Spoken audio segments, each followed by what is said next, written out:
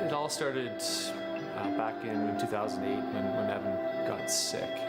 He was a perfectly normal kid till he was 4. My brother has special needs, and it's kind of hard for him to do stuff that other people can do. Learning more about the disease, realizing there was no organization in Canada. Because it's Canada's 150th birthday, we wanted to do something truly special. Runner.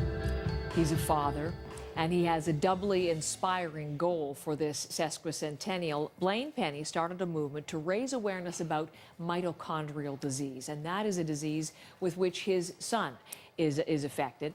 It's grown into a celebration of Canada's 150th anniversary.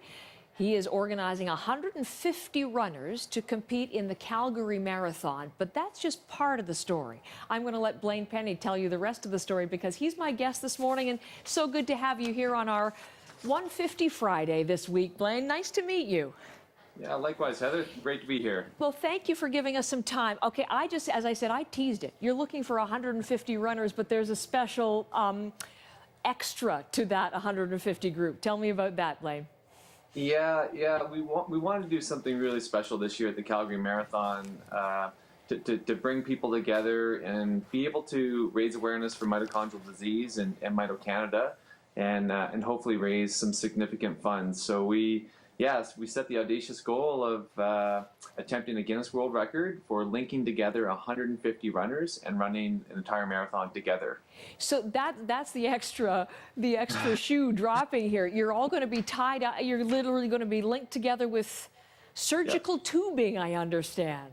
Yes, we are. We're going to be, we're going to be like this massive freight train, or even like you can picture the Tour de France peloton.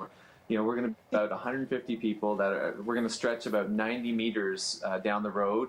We'll be running about 3 meters wide in pods of about 15. So it's going to be a massive group of people moving together. So an immense amount of logistics with this. So you can picture we're basically one big spring, and the surgical tubing really helps provide that flexibility in this group that's going to be running together. I think that's just terrific. I can't wait to see it, except I do wonder, it's challenging enough to run a marathon, let alone in this group all tied together, because I would imagine, are there not some runners faster, some slower, some younger, some older? How are you going to deal with all of that? Yeah. Actually, it's gonna be really neat in so many ways, as you've mentioned there. We're going to span the ages from 15-year-olds through to 80-year-olds. We've got people who come from all different types of abilities, but at the end of the day, the most important piece for us as we're running is to run a consistent pace. So we'll be running at about a 5-hour marathon pace. Okay. Which is about 7 minutes per kilometer, and then factoring in our 3 planned breaks for the bathroom. For everybody. And for refueling, yeah. So it's not all about the speed. It's about all getting across the line and getting that Guinness World Record. And then, of course, it's all about the cause. So mitochondrial disease and your son, Evan. Tell me a little bit about why this is important to you. Yeah, it goes back to about 9 years ago when my perfectly healthy little boy, Evan, literally woke up one morning with a sore stomach that turned into him going into a coma and suffering a severe brain injury. He became a spastic quadriplegic literally overnight.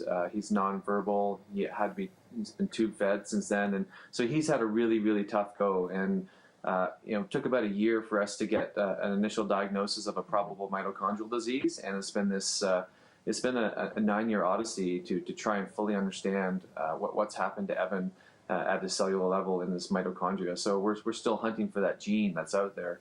So and one of the things with mitochondrial disease is it is not an obvious disease, and so getting the diagnostics is a very challenging thing. So we don't know much about it. It affects the organelles that generate energy for the cells. So you're bringing attention to this through this run and in tribute to your son, which is beautiful. And it's all tied in for Canada's 150th. So what we do on these 150 Fridays, Blaine, is we ask our guests to complete this sentence. Are you ready? My Canada is? My Canada is people who take their voice and turn them into actions. That's so beautiful. Short and sweet, exactly what you're doing. We'll put up the website on our screen and on our account because you're still looking for runners, I know, to take part in your 150. Thank you for the time this morning, for telling us about the cause and how you're marking the 150th. Really a pleasure to meet you, Blaine. Thank you.